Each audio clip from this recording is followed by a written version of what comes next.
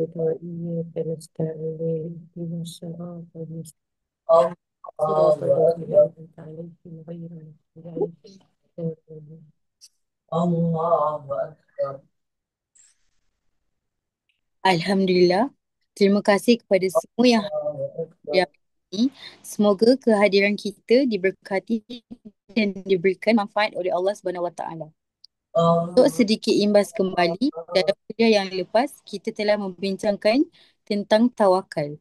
Tawakal ialah berserah diri sepenuhnya kepada Allah Subhanahu Wa Taala selepas berusaha dengan yakin bahawa segalanya ketentuan datang daripadanya. Ia melahirkan hati yang tenang, sabar, menghadapi ujian dan syukur menerima nikmat.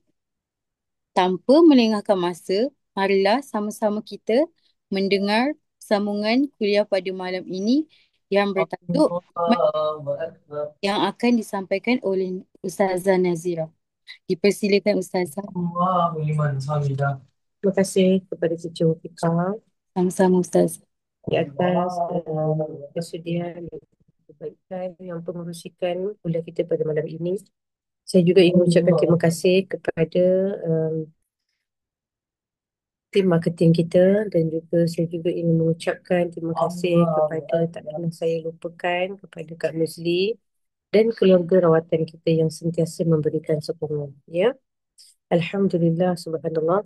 Dengan izin Allah juga pada malam ini kita dapat terus berkuliah. Ya, rasa macam tadi nak cancel dah kuliah ni sebab kita dah balik lambat tadi ceramah tu. Kesian dekat Teacher Aisyah tu. Tapi Alhamdulillah dia memang nak membantu dan meneruskan. Saya kata kalau Aisyah tak okey, saya nak minta tolong Kak Miss. Kita kata okey, okey jalan. Alhamdulillah. Syukur kepada Allah. Saya juga meraihkan kehadiran sahabat-sahabat di TikTok. Kuliah kita pada malam ini insya-Allah bertajuk Iman dan juga Islam.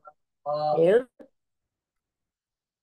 tajuk kuliah kita pada malam ini adalah iman dan juga Islam. Itu kita pada minggu lepas adalah bertajuk tawakal. Ya, baik kita dapat ilmu yang banyak. Tawakal itu adalah tidaklah seharusnya itu usaha dan tawakal. Tidak. Ya, kita nak mengikut apa yang diajarkan oleh Al-Quran itu sebenarnya tidaklah tawakal itu sebenarnya begitu. Tawakal itu adalah bermula dengan adab dan akhlak.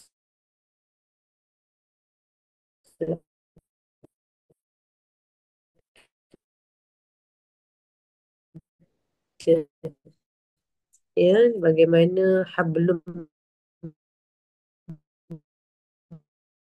minan nas, kita sesama manusia. Kita tidak boleh berserah pun kepada Allah. Tawakal tu berserah ya, berserah sangat, berserah diri sepenuhnya kepada Allah. Lalu bila kita tidak mulai dengan jalan-jalan yang betul yang diajarkan oleh Al-Quran, bagaimana Nabi menunjukkan jalan kepada kita, maka kita tidak mampu untuk bertawakal. Sebab itu ramainya orang tidak mampu bertawakal, tidak berserah dengan ujian pada kita. Ya, sebab tak ada ilmu. Baik. Tuan-tuan yang dirahmati Allah, pada malam ini kita nak pergi lagi. Kita nak belajar lagi. Tajuknya adalah iman dan juga Islam. Saya bawa kuliah pada malam ini daripada kitab. Ya, kitab Hadis 40. Kitab Syarah Hadis 40. Nampak tak? Kita tak nampak, saya kena tukar kita. Saya kena tukar kejap. Nampak tak? Nampak kan? Okey, ini kitab yang saya guna pada malam. Saya tutup tadi. Ya, tuan-tuan dan puan dirahmati Allah. Iman dan juga Islam ini di dalam kitab Hadis 40 ini, saya gunakan kitab Syarah Hadis 40. Dia berbeza dengan Hadis 40 saja. Kita guna kitab Syarah Hadis 40. Saya guna kitab yang dikarang oleh Dr. Zulkifli Muhammad Al-Bakri. Mantan Mufti Wilayah Harithah. Guru kita. Baik. Tuan-tuan yang dirahmati Allah, dalam satu hadis, hadis kedua dalam kitab ini, dia ceritanya tentang Islam, iman dan ihsan. Iman, Islam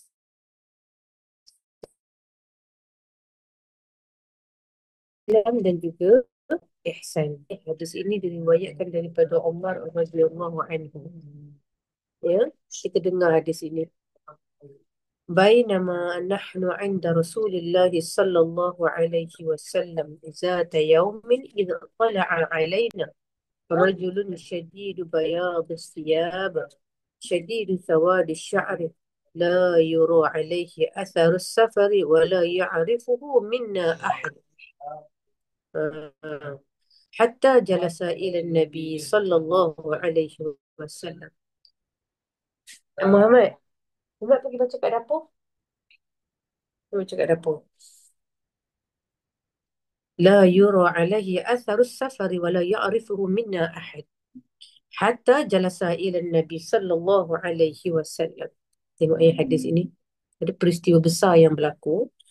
فاسند فأسند ركبتين إلى ركبتيه ووضع كفيه على فخذيه وقال يا محمد أخبرني عن الإسلام. فقال رسول الله صلى الله عليه وسلم الإسلام أن تشهد أن لا إله إلا الله وأن محمد رسول الله وتقيم الصلاة وتؤتي الزكاة وتصوم رمضان وتحج البيت إن استطعت إليه سبيلا. قال صدقت. فعجبنا له يسأله ويصدقه. ما شاء الله. قال فأخبرني عن الإيمان. قال أن تؤمن بالله وملائكته وكتبه ورسله واليوم الآخر وتؤمن بالقدر خيره وشره. قال صدقت. قال فأخبرني عن الإحسان. قال أن تعبد الله كأنك تراه فإن لم تكن تراه فإنه يراك.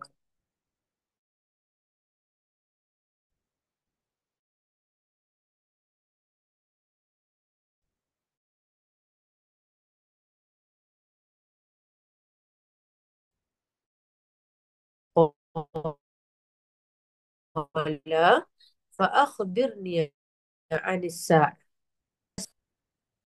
Baik tuan-tuan, apa maksud hadis yang panjang ini?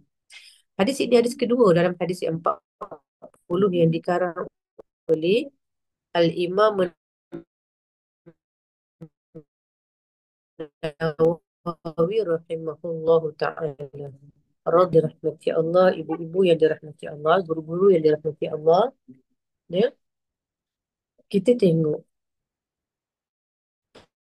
ada satu masa ketika mana ha, ya, sebab itu hadis ini sahih, diriwayatkan daripada orang yang sangat dipercayai. Baik. Hadis ini diriwayatkan oleh Imam Sayyidina Umar ketika kami berada di sisi Rasulullah sallallahu alaihi wasallam pada suatu hari. Tiba-tiba datanglah seorang lelaki yang sangat putih pakaiannya dan sangat hitam rambutnya. Tidak kelihatan padanya tanda perjalanan yang jauh. Jadi kalau orang datang jalan jauh ni kan, kita nampak dia termengang-mengang sikit jalan kan? Betul tak? Ha. Dan tidak ada seorang pun di antara kami yang mengenalinya. Ha. Tiba-tiba Rasulullah bersama dengan sahabat-sahabat yang duduk berhalaqah. Ya, dia duduk berhalaqah. Lepas tu datang seorang lelaki ni, datang pakaian yang putih melepak, rambut hitam. Dan Sayyidina Umar kata, lelaki ini dalam keadaan yang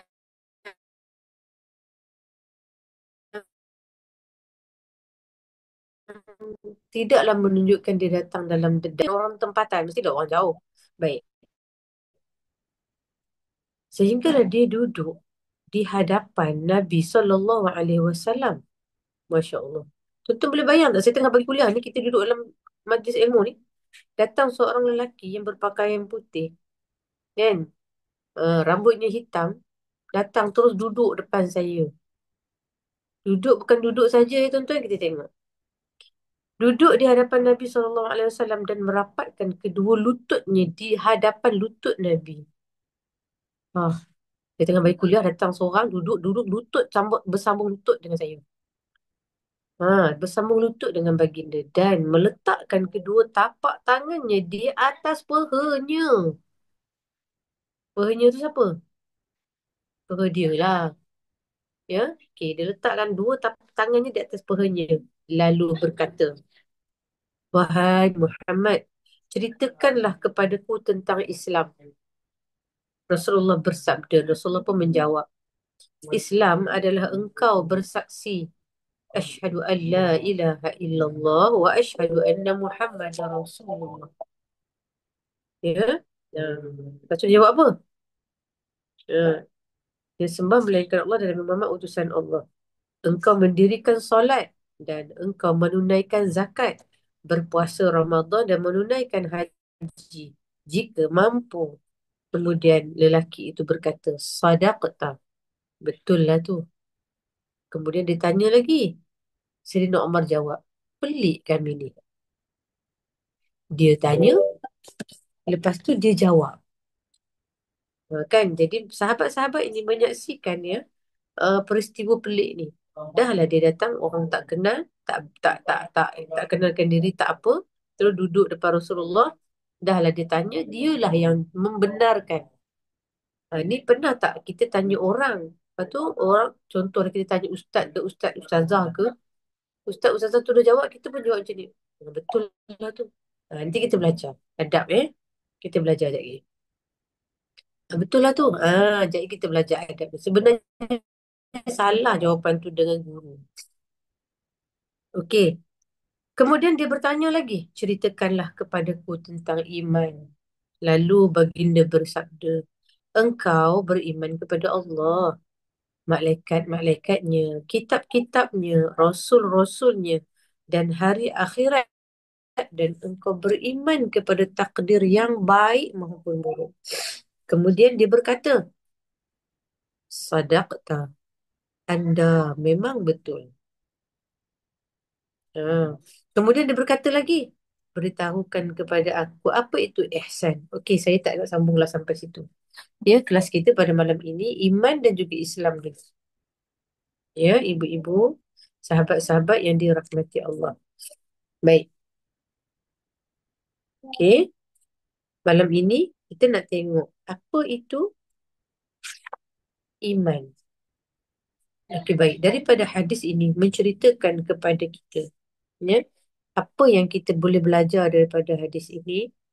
Masya Allah. Pengajaran pertama yang kita dapat belajar daripada hadis ini menunjukkan bahawa malaikat boleh datang bertemu dengan manusia dalam berupa bentuk manusia. Dan sebenarnya yang jumpa dengan Nabi tadi itu adalah malaikat Jibril. Sebab itu dia tidak dikenali.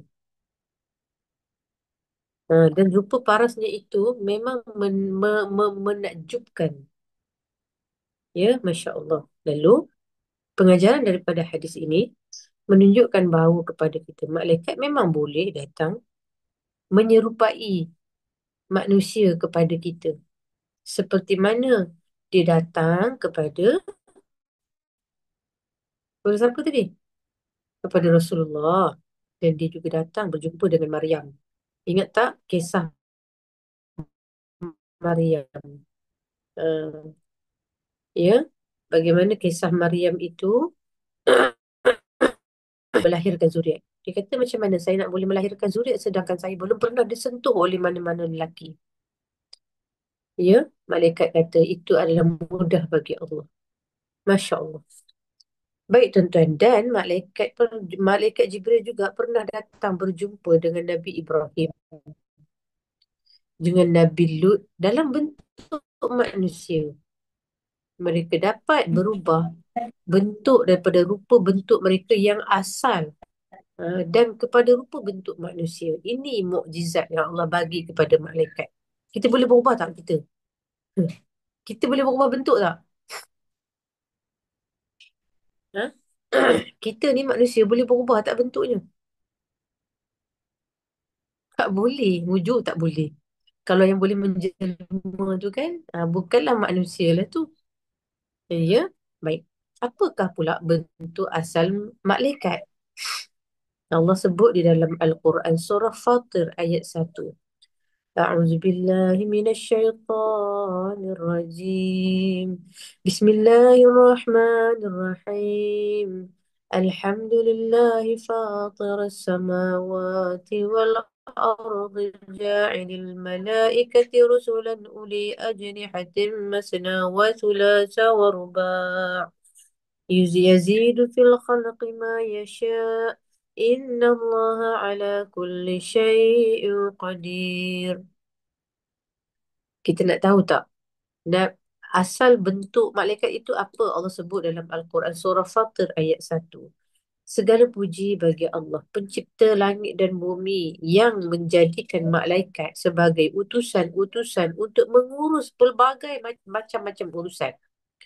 Yang mempunyai sayap, ajnihah. Ajnihatin tu sayap. Masna, berapa sayap dia? Masna, dua. Wasulas, tiga. Ada malaikat yang ada dua sayap. Ada malaikat yang ada tiga sayap. Warubah. Ada malaikat yang ada empat sayap.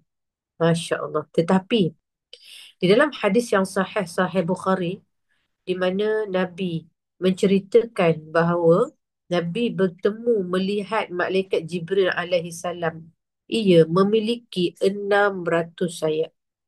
Subhanallah. Tentu boleh bayang tak?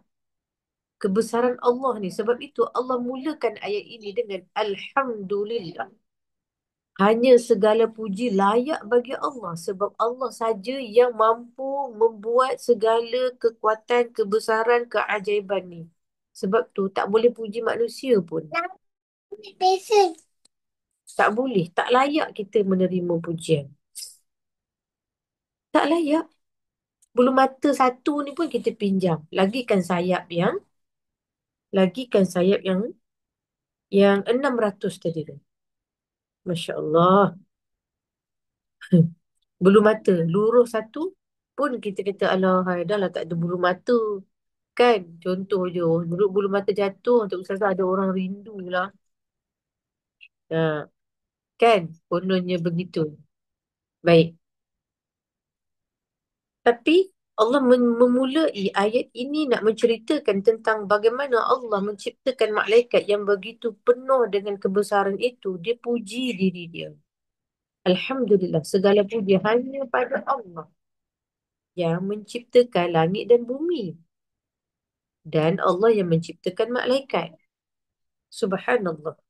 Lalu tuan-tuan yang dirahmati Allah, lalu ya daripada hadis itu juga yang pertama tadi kita mengambil iktibar bahawa Allah nak tunjukkan kebesaran malaikat, penciptaan malaikat dia. Lalu kita dapat tahulah malaikat ni ada 2, 3, 4 sayap dan sebenarnya sehingga 600 sayap. Maknanya malaikat ni ada darjat lah. Ha, ya, baik. Dan tuan-tuan, hadis itu juga menceritakan kepada kita Islam itu malaikat tanya kepada Nabi, apakah itu Islam? Nabi cakap Islam itu tertegak dengan rukun Islam yang 5. Pertama, syahadah. Kita mesti mengaku kesaksian kita bahawa tidak ada Allah yang disembah, hanya Allah saja. Betul tak kita ni bersaksi ni? Hanya Allah saja yang sembah kita. Betul ke tak? Tanyalah soalan kepada diri kita malam ni. Kita solat lagi tak tadi maghrib? Kita solat tak asar tadi? Kita solat tak zuhur tadi? Kita solat tak subuh tadi? Masya Allah. Dan sudah pasti kalau kita benar mengakui kita ni memang Islam, kita takkan mungkin berani untuk meninggalkan solat. Sebab apa? Sebab apa kita tak berani untuk meninggalkan solat? Ha, sebab kita tidak ada saksi nanti dekat akhirat. Sebab tu kita kata aku bersaksi. Aku bersaksi bahawa tiada Tuhan yang disembah. Nanti semua solat ini, syahadah ini semua takkan jadi saksi kepada kita dekat akhirat nanti. Semua inilah yang akan menjadi saksi apa yang kita ikrarkan pada hati kita, pada mulut kita. Mulut cakap beriman. Ya, saya solat. Tapi Allah kata Allah sahaja yang tahu apa yang ada di dalam hati kita. Allah kata, aku tahu ada orang yang sedang membongkokkan diri dia untuk menyembunyikan sesuatu yang jahat. Allah kata, aku tahu. Ni Allah sebut dalam Al-Quran. Saya baru kaji apa dia penyakit-penyakit di dada. Penyakit-penyakit di dada di antaranya tu menyembunyikan diri mereka. Sedang menyembunyikan kejahatan-kejahatan daripada manusia. Ingat, aku tahu apa yang sedang engkau usaha bongkokkan diri kamu, kamu sembunyikan daripada selimutkan diri kamu. Masya Allah. Tuan-tuan jangan. Ya, cikgu-cikgu. Ya, ibu-ibu di luar sana. Jangan. Kita kena sentiasa bermujahadah untuk lawan Puan Mazwin yang masuk. Tak salah saya, ex-parent kelas khas saya ni. Masya Allah. Betul tak ya? Baik, tuan-tuan. Jangan sesekali kita mengingkari saksi dan janji kita dengan Allah ni. Syahadah. Kita bersaksi tak ada Tuhan pun yang kita sembah. Kita taksi, kita takkan tinggalkan solat. Maknanya, kenalah solat sehari 5 waktu. Ya? Kena solat sehari 5 waktu. Tak mungkin kita tinggalkan. Tuan-tuan tengok. Ya, sahabat-sahabat kita di sumut flotilla tu. Masya Allah. Pemergian perjalanan itu bukan atas dasar iman tau. Tetapi yang datang pada ketika itu juga seluruh dunia. Yang datang itu bukan orang Islam sahaja. Masya Allah. Mereka datang di atas dasar ihsan. Rasa kasihnya kepada kawan saudara-saudara yang tak kenal pun. Tapi Islam ada lebih tinggi daripada itu. Masya Allah. Ha, Islam ada ihsan itu lebih tinggi daripada yang bukan Islam itu. Sebab itu, bagaimana kita orang Islam yang masih tidak rasa nak mengikuti cerita sumut flotilla tu. Ataupun kita tak infakkan lagi pun duit-duit kita untuk membantu mereka. Oh, Masya Allah tuan-tuan. Baik. Saya balik kepada syahadah. Ini semua pembuktian. Adakah kita benar beriman kepada Allah? Betul tak kita beriman? Ya? Betul ke tak? Jadi tuan-tuan, nak cerita ni susah kan? Beriman ke tak? Ha. Kalau kita kata kita beriman, kan? Kita kata kita beriman, lalu kita kenalah. Kita kena menunjukkan kesaksian kita ini. Sebab ini semua yang akan menjadi saksi dekat akhirat nanti.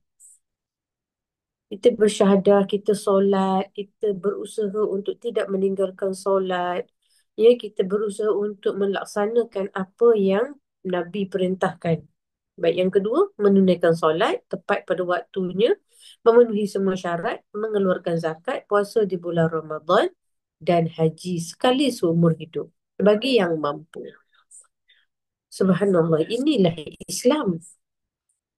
Jadi tuan-tuan, ibu-ibu yang dirahmati Allah, kalau kita tidak buat 5 perkara ini, dia tak ada Islam lah. ISLAM, 5. Islam. So, kalau tak ada ISLAM, Islam tu, maknanya kita tak ada Islam tu dalam diri kita. Kita tinggalkan solat kan? Tak ada Islam lah. IS dah tak ada solat. Maknanya tuan-tuan, kalau kita tinggalkan solat, kita tak lengkap keislaman kita ini. Masya Allah tuan-tuan. Orang yang meninggalkan solat tuan-tuan. Ya, Allah sebut dalam ada satu kitab yang dikarang khusus oleh seorang penulis, saya tak ingat. Saya pernah sampaikan kuliah dulu, saya pernah pegang cari jumpa kitab ini tentang apa, balasan orang yang meninggalkan solat. Di antaranya muka dia tu, di dunia pun dah nampak dah orang yang tak solat ni, nur cahaya dia Allah cabut. Tuan-tuan tahu Allah bagi satu anugerah kat muka kita orang beriman ni, nur cahaya iman, nur cahaya Islam, bukan cahaya iman.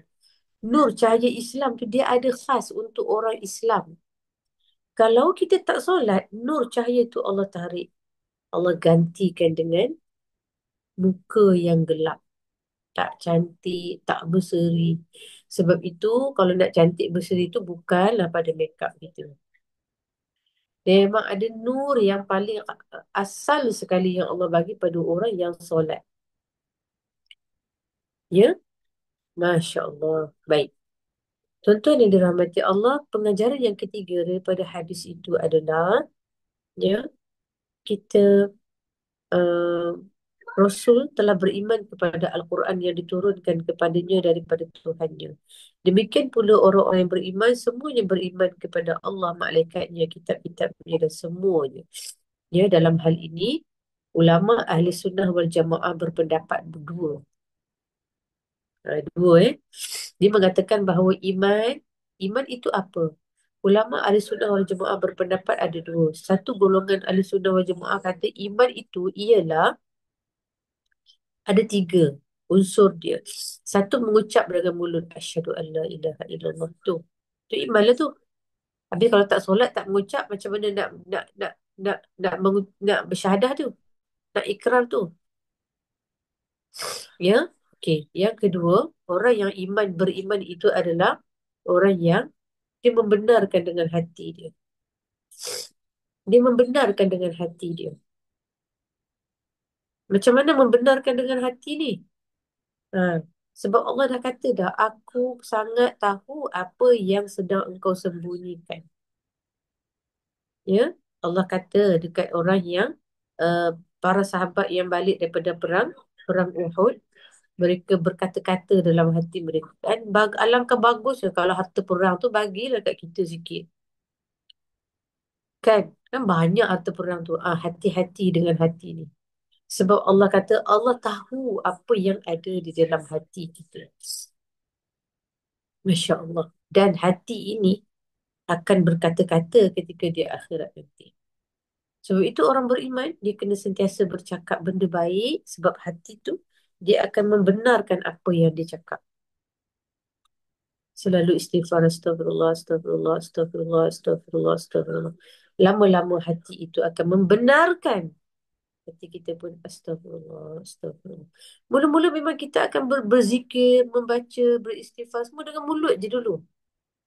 Hati belum ya tuan-tuan. Hati ni lambat sikit ni. Hati ni lapisan yang lambat sikit. Masya Allah. Sebab itulah ulama dia sentiasa.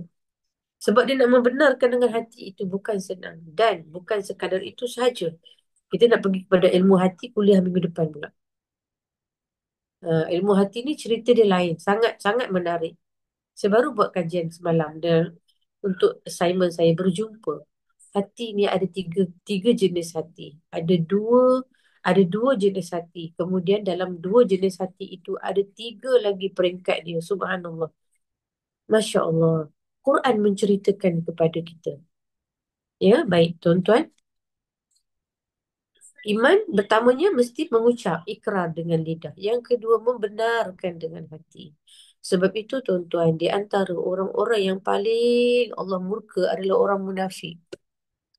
Mulut dia bercakap tuan-tuan, tapi hati dia berpura-pura. Ini orang munafik. Tolonglah. Kita berdoa kepada Allah. Allah peliharalah ya Allah kami daripada sifat orang munafik. Tuan-tuan, orang munafik ini tempat dia duduk di neraka yang paling bawah dalam neraka. Allahu Akbar. Wa na'udzubillah. Ya. Allah ceritakan sifat orang munafik dalam Quran banyak. Allah kata, wahai Muhammad, orang munafik itu mereka hanya berkata baik di hadapan kamu. Dia membenarkan iman mereka di hadapan kamu. Bila di belakang kamu, mereka bercita-cita untuk agar kamu juga kafir sesama mereka. Masya Allah. Tuan. Janganlah. Ya. Sebab tu kena jaga hati. Lepas tu kita kena belajar pula ilmu hati nanti. InsyaAllah kita bagi tahu Teacher Aisyah minggu depan kita belajar ilmu hati pula. Okey.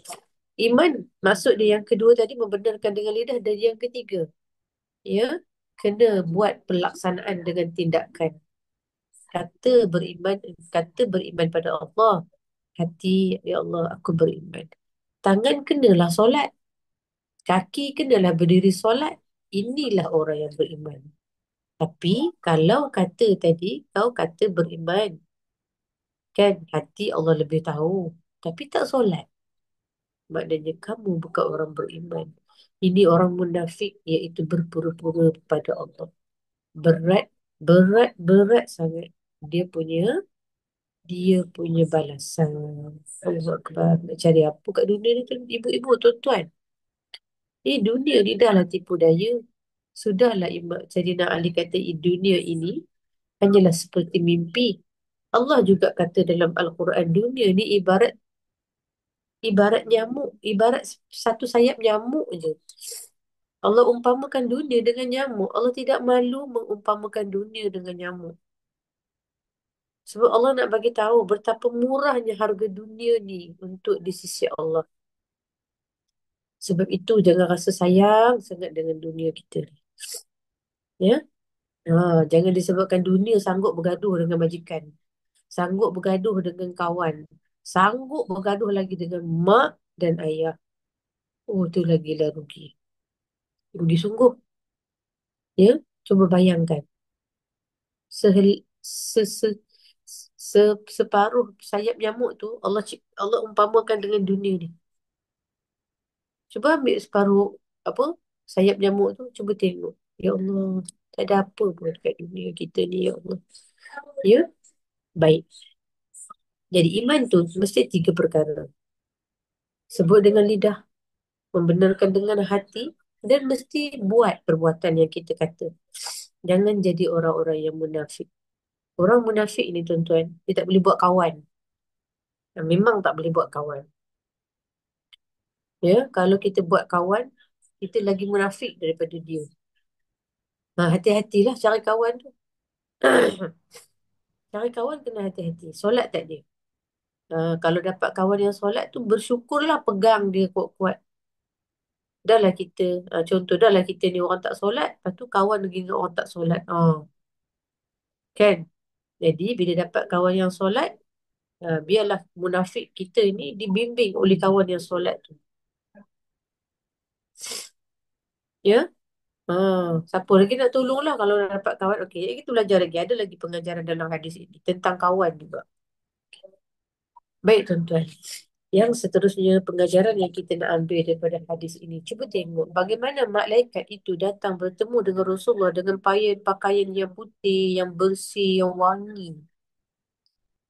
Jadi pengajaran yang kita nak ambil adalah kita mesti memperelokkan pakaian kita dan rupa kita. Tak suruh make up pun tuan-tuan. Tak suruh. Tak suruh pakai lipstick merah-merah. Tak suruh pakai blush. Tak suruh, tak suruh. Tetapi hadis kedua ini menceritakan kepada kita cukuplah menjaga pakaian kita yang cantik dan bersih dan rupa paras kita itu dengan amalan-amalan tiang agama tadi. Dan digalakkan memakai pakaian bersih menggunakan wangi-wangian dan bau-bauan yang harum untuk masuk masjid. Tadi Rasulullah dengan sahabat-sahabat kan dalam masjid. Ya, menghadiri majlis ilmu, beradab ketika berada dalam majlis sebelum tersebut dan juga berada dengan guru. Okey, baik. Lalu tuan-tuan yang dirahmati Allah, sesungguhnya Jibril telah datang untuk mengajar manusia berdasarkan kepada keadaan ketika datang bertemu dengan Nabi dan juga dengan ucapannya. Jibril datang tu untuk ajar Nabi. Baik, pengajaran yang kelima. Okey, apa pengajaran yang kelima? Baik, pengajaran yang kelima itu adalah ihsan. Hadis ini cerita juga tentang ihsan. Bila sebut iman, mesti ada Islam. Tuan-tuan Bila sebut iman, mesti ada Islam. Bila sebut iman Islam, mesti ada ihsan. Dia tiga rangkai ini tidak boleh dipisahkan. Tak boleh. Hmm. Okey. Dan hakikat ihsan itu hanya tercapai dengan dua perkara, iaitu ibadah yang sempurna dan berterusan. Apa maksud ihsan? Baik, ihsan ini bermaksud apabila kita beribadah, kita merasakan seolah-olah kita ni nampak Tuhan duduk depan kita, tengok, perhati kita. Dan kita merasakan Allah juga sedang melihat kita. Macam mana kita nak rasa gerun, takut ni? Ya, sifat khauf dengan Allah. Sebab itu ulama kata, ihsan tidak akan tercapai dengan dua perkara saja. Mesti buat ibadah yang sempurna. Nah, mesti buat ibadah yang sempurna dan istiqamah. Mesti buat ibadah yang sempurna dan istiqamah. Dan kehadiran hati, ya, kesedaran jiwa serta penyaksian batin dengan makna-makna ketuhanan hakikat tauhid. Kena belajar tauhid. Ini tanya, sifat wajib bagi Allah pun tak tahu. Allah itu wujud tu apa? Kan? Allah itu wujud tu apa? Habis sifat lawan bagi wujud pula apa? Sifat mustahil pula tu apa? Kan? Benda lah Ustazah ni cakap. Kalau dia tanya benda-benda tu, kenalah pergi belajar. Ya? Sebab kalau kita tak kenal zat Allah, macam mana kita nak merasa Allah itu sangat hebat dan kita rasa takut dan kita rasa Allah sentiasa sedang memerhati kita. Bahkan kita bahkan ulama mengajar kita, kita ni bukan sekadar takut je dengan Allah. Kita buat ibadah bukan sekadar takut pada Allah. Kita buat ibadah juga hanya benar kita sayang dengan Allah. Darjat tu susah dapat. Mungkin kita masih berada dalam kat darjat buat sesuatu kerana kita takutkan Allah. Nabi tak buat macam Nabi tak, bukan darjat tu. Nabi sampai ke darjat dia sangat kasih kepada Allah. Sampai solat bengkak-bengkak dengan kaki. Kan? Sampai bengkak dengan kaki, sampai bengkak dengan kaki. Sampai bengkak kaki, sampaikan dia rasa macam, Ya Allah, aku sangat sayang. Aku sangat sayang kepadamu, Ya Allah. Aku nak sangat bersyukur kepadamu, Ya Allah. Terima kasihlah, Ya Allah. Nikmat yang kau bagi pada aku sangat besar. Tak mampu, Ya Allah, aku nak balas. Sampai macam tu. Masya Allah, tuan-tuan. Jauhlah dengan saya. Ya. Jadi kerana itu, apa yang nak membezakan di antara ihsan tadi, mestilah ya buat amal ibadah itu dengan sempurna dan mesti istiqamah. Dan buat sesuatu perkara tu mesti hadirkan hati tu. Dia tak boleh buat tak ada perasaan, itu tak boleh. Dan mesti memahami maksud ketauhidan Allah itu. Mesti kena belajar. Ya, baik. Contoh ada dalam hati Allah. Yang keenam. Apa dia pengajaran hadis ini yang keenam? Ha, Hadis ini yang keenam, di akhir hadis ini dia cerita tentang tanda-tanda hari kiamat. Ya, tanda-tanda hari kiamat. Baik. Hari kiamat ini takkan berlaku. Ada dua tanda. Satu tanda-tanda kecil dan tanda-tanda besar. Saya yakin kita pernah dengar. Ya, tanda-tanda kecil itu bila mana akhlak-akhlak orang pemuda menjadi rosak. Dan inilah zamannya. Kita tengok anak-anak muda kita hari ini. Ya, saya sendiri tuan-tuan nak cari staf muda susah sangat. Susah. Susah nak cari staf muda hari ini yang berkualiti. Ya, tuan-tuan, nak cari yang ada iman, ada Islam, ada ihsan tadi tu lagi susah. Ya, baik. Kita suruh buat kerja lebih sikit, dia tanya kita duit. Bukan kita, bukan kat sini, cerita orang lain. Dia cerita orang lain. Dia bukan cerita kat sini. Ada je mesti tanya duit. Dia tak ada sebab tak ada iman, tak ada Islam, tak ada ihsan tu. Ya, baik tuan-tuan. Dan Berleluasanya penderhakaan kepada ibu bapa. Mereka bergaul dengan ibu bapa seperti pergaulan dengan hamba sahaya. Ini bahaya. Ini adalah ciri-ciri tanda-tanda kiamat yang kecil. Kita akan jumpa kaum-kaum pemuda yang rosak akhlak. Ya, berleluasa derhaka kepada ibu bapa. Kita tengok tuan-tuan. Kes anak bunuh mak. Hmm. Ini dulu kita tak dengar perkara-perkara ini. Sangat merisaukan. Dan kita nampak berita-berita mak berzina dengan anak. Ini bukan perkara yang kecil. Allah Akbar. Sangat mengaibkan dan malu. Ya, baik. Dan mereka bergaul dengan ibu bapa seperti hamba sahaya. Maksudnya apa? Jadikan mak dia hamba dia. Jadikan ibu ayah hamba mereka.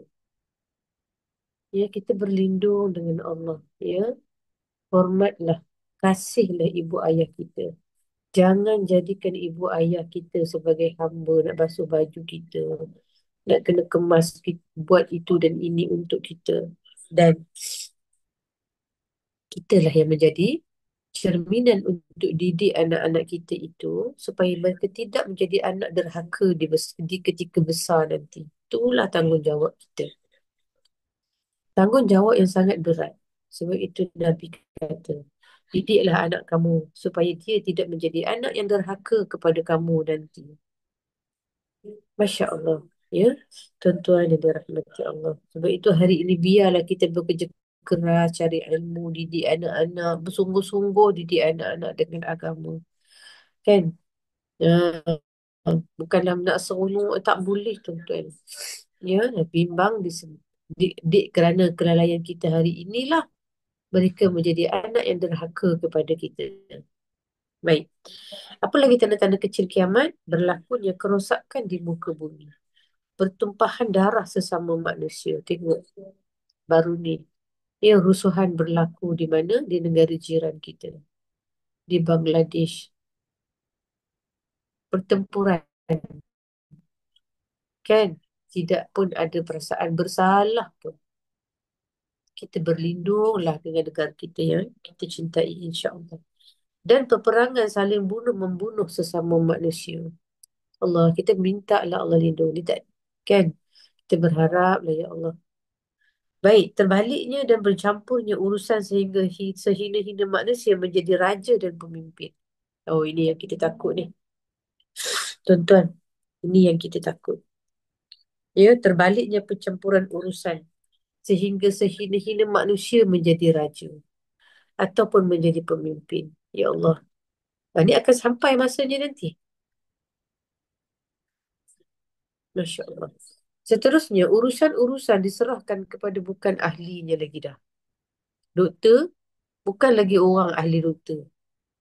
Ustaz-ustazah, bukannya lagi ustaz-ustazah yang ada ilmu agama. Cikgu-cikgu, bukannya lagi tahu hamba ke jadi cikgu pula. Ha. Semua ahli-ahlinya akan bertukar-tukar. Semua urusan bukan pada ahlinya lagi. Bertambahnya harta dan kekayaan dalam kalangan manusia dan meningkatkan pemborosan dan pembaziran. Macam ada ni zaman kita dah. Ya, manusia bermegah-megah dengan harta simpanan. Ya, pakat tunjuk-tunjuk harta simpanan dekat TikTok. Tunjuk-tunjuk kekayaan, perhiasan, rumah-rumah besar masing-masing. Saling berbangga diri dengan kekayaan masing-masing. Dan sehinggalah tertangkapnya kekayaan itu rupanya hasil daripada perbuatan yang haram. Wala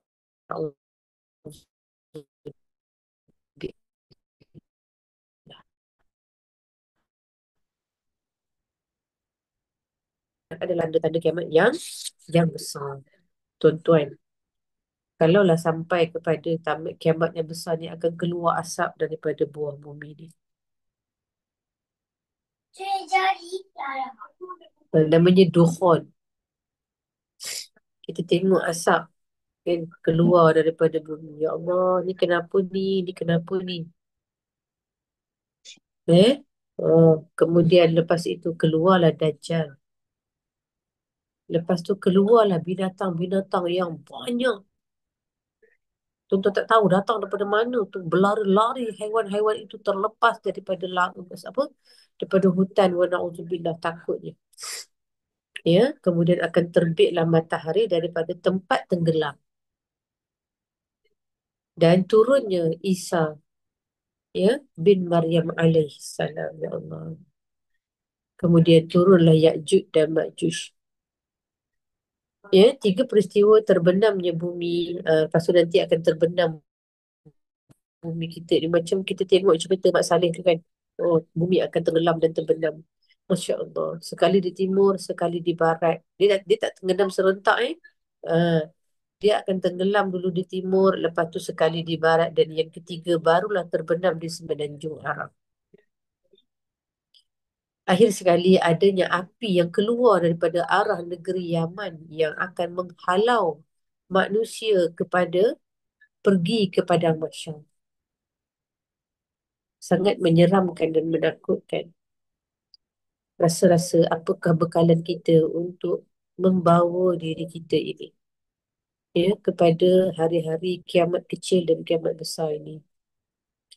Ya, sangatlah menakutkan.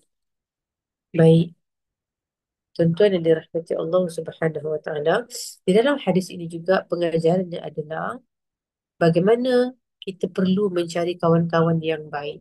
Macam mana Nabi dan sahabat-sahabat duduk dalam halaqah itu adalah kawan-kawan yang baik. Carilah kawan-kawan yang baik. Ya, ha, ya, carilah kawan-kawan yang baik untuk menjadi kawan kita. Kawan yang baik itu boleh menyelamatkan kita daripada neraka dunia. Kerja tempat yang baik, ya, berkawan dengan orang-orang yang baik, Masya Allah. Tuan-tuan yang dirahmati Allah, Alhamdulillah. Lalu bagaimana kita nak aplikasi hadis ini dalam kehidupan kita? Nah, baik. Jadi kita ni duduk dalam dunia ni memang kita tidak akan bersendiri. Kita memang akan bergaul. Jadi carilah kawan-kawan yang baik. Dan daripada hadis itu kita belajar, ya, um, seorang murid dia akan berguru. Di mana malaikat Jibril duduk di hadapan Nabi dalam keadaan bentuk seperti itu, duduk lutut bertemu lutut, tengok, menunjukkan adab seorang murid dengan guru dia. Kemudian macam mana malaikat dengar sepenuh perhatian bila Nabi sebut. Itulah. Mana anak murid saya? Dengar ke tak malam ni? Ha, kan? Masya Allah. Dengar, bagi perhatian apa yang guru dia sampaikan. Baik. Seterusnya adalah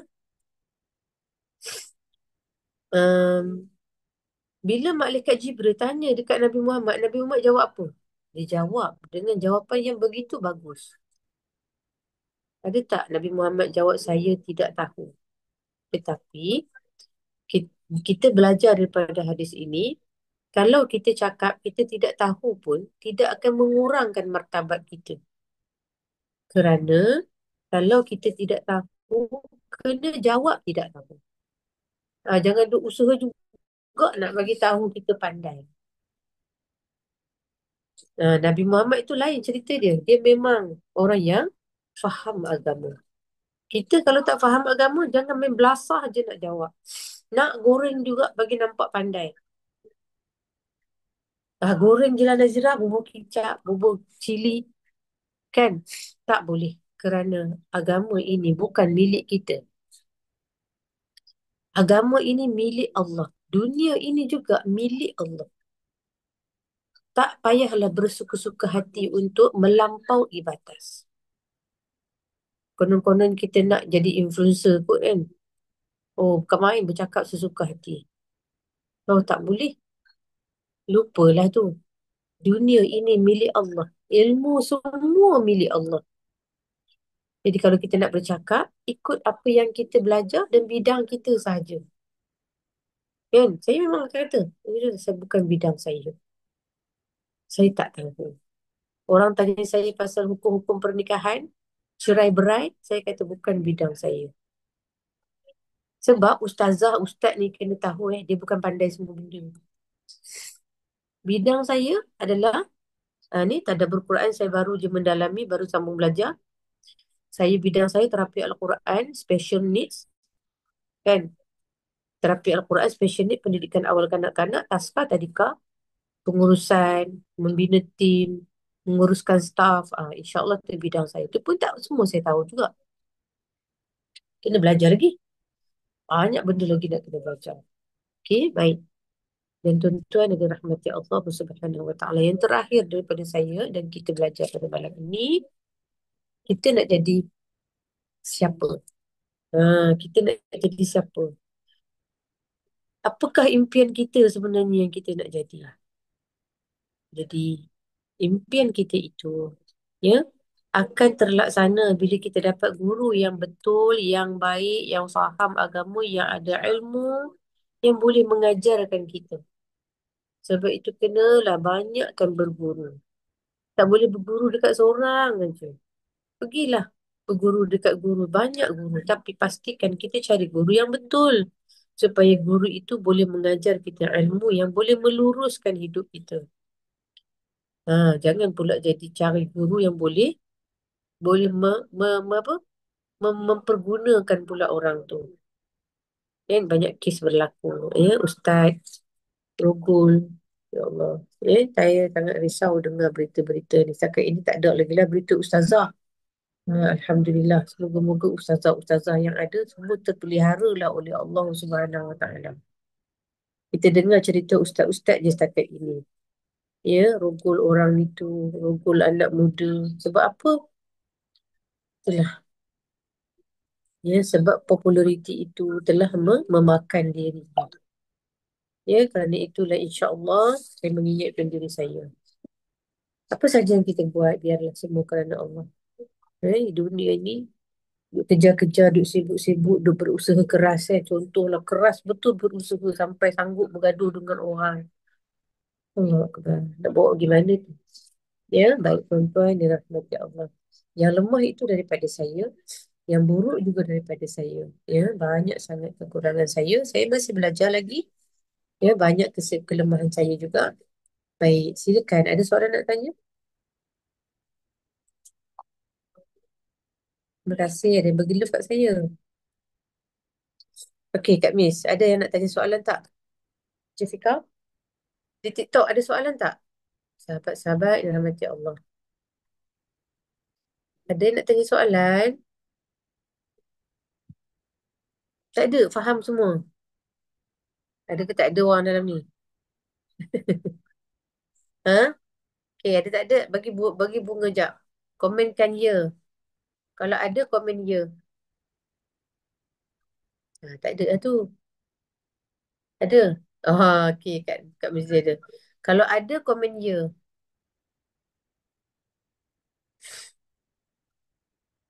Ada ke tak? Okey.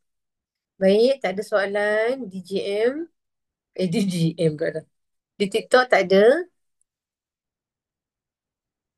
Okey. Kalau tak ada, insyaAllah faham lah semua tu kan, Kak Miss? Faham betul tu Ustazah, semua. saya ada Eh, tanya tadi mana? Ada soalan ni? dekat komen. Dekat komen. Oh, Hmm. rahmat dan darjat sama ke? Tak sama. Rahmat itu adalah bila Allah selalu sebut wa nunazzilu minal qur'ani ma huwa shifaa'un wa rahmah. Kan? Wa rahmah. Rahmat itu rahmat. Darjat itu berbeza. Darjat itu Allah kata aku akan angkat darjat hamba-hambaku. Kan? Berperingkat. Okey. Rahmat ini adalah seperti hadiah special daripada Allah. Allah kata kalau aku beri rahmat, maknanya Allah akan tambah lebih daripada orang berbeza. Eh? Ada orang baca Quran sama je. Tapi disebabkan dia ikhlas betul. Dan sambil-sambil dia baca Quran tu, dia bersedekah juga. Dan lepas tu dia menjaga solat dia. Dan Allah turunkan rahmat yang lebih kepada orang ini. Dan seorang ibu, anak dia ada 6 orang. Dan anak pertama, kita tengok dia rajin sapu sampah hari ni. So kita kata, okay lah hari ni belanjalah kamu aiskrim. Itu rahmat. Itu rahmat. Kita kita sayang sama je tapi rahmat. Hari ni kita berasa sifat kita sayang dia tu, berrahmat kita tu, bersayang dia tu lebih sebab kita nampak dia buat baik. Nah, itulah rahmat. Rahmat Allah. Jadi bila seseorang hamba mendapat rahmat daripada Allah itu, dia pasti akan dapat lebih daripada orang lain. Darjat itu berbeza. Ya, mungkin dulu kita darjat hanyalah orang-orang yang beriman saja. Mungkin Allah angkat darjat kita kepada orang yang bertakwa. Banyak amal ibadah kita, banyak sedekah kita, banyak iman solat kita sedang perbaiki lagi. Ya, banyak zakat kita keluar, okey, darjat kita diangkat lagi menjadi orang bertakwa. Alhamdulillah, soalan daripada Kak Amir. Ada soalan lagi? Faham, Alhamdulillah. Tak ada soalan dah. Teacher Fika tak ada soalan. Cuba bagi satu soalan.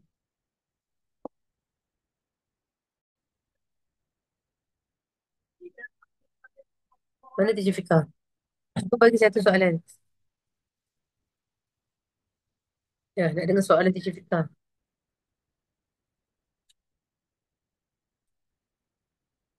Ha, apa soalan Teacher Fika nak tanya malam ni?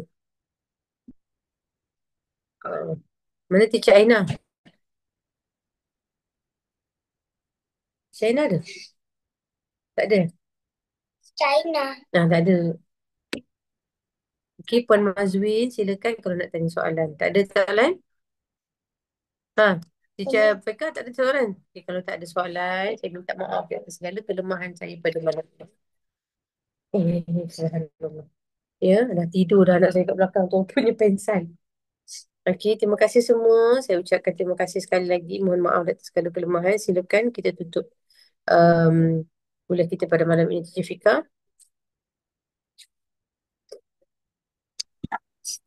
Alhamdulillah, selesai sudah kuliah kita pada malam ini. Terima kasih kepada penceramah, pada Ustazah Nazira atas penyampaian yang sangat bermanfaat dan kepada para hadirin yang setia mengikuti hingga ke akhir. Semoga segala ilmu yang dikongsi malam ini